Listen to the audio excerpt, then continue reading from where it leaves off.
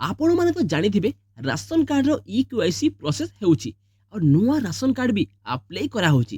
केमिति करिवे नुआ राशन कार्ड अप्लाई घरे बसी पुडी निज मोबाइल रे किंबा निज पीसी रे। तो चलो आमे पीसी रे केमिति अप्लाई करा जाय राशन कार्ड जानिबा। प्रथमे आमे गूगल रे टाइप करिबा foododisha.in। देखो वेबसाइट टी आसीगला। वेबसाइट रो इंटरफेस किछि एमिति देखा जिवो। ई वेबसाइट माध्यम रे आमे हम राशन कार्ड अप्लाई करि परिबा। देखि पारुथिबे ओडिया लेखा हेछि एमिति नूतन राशन कार्ड अप्लाई करिवे। देखंतु वेबसाइट रे लेखा हेछि ऑनलाइन सर्विस। ऑनलाइन सर्विस ऊपर क्लिक करी सिटीजन सर्विस रे आमे क्लिक करिबा।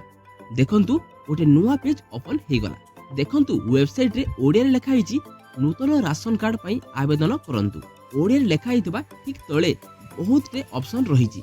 सेथिरु आमे अप्लाई न्यू कार्ड ऊपर क्लिक करिबा। देखंतु नुआ पेज गोटे ओपन हे गला। ओपन हेतबा नुआ पेज रे आपण माने नुआ राशन कार्ड अप्लाई करि परिबे। प्रथमे आपण माने आपणकर डिस्ट्रिक्ट ब्लॉक विलेज माने आपणकर आधार कार्ड रे जे सब डिटेल्स अछि सब ठीक ठीक एंट्री करि दियंतु। आ एंट्री करि सरिया परे आपण माने अप्लाई रे क्लिक करि दियंतु। देखिले तो केते सहज उपाय रे आपण माने घरे बसी अप्लाई करि परिबे निजरो राशन कार्ड। तो जल्दी जानतु निज मोबाइल किंबा पीसी रे आपण माने अप्लाई करंतु निजरो राशन कार्ड। तो आज पई एतिकी पुणी गुटे नुआ इंटरेस्टिंग वीडियो सहित देखा हबा। जदि आमर ए वीडियोटा आपण मानक मन को छुईची ताहले आपण माने आम वीडियो को गुटे लाइक कमेंट शेयर और आम चैनल को सब्सक्राइब करि दियंतु।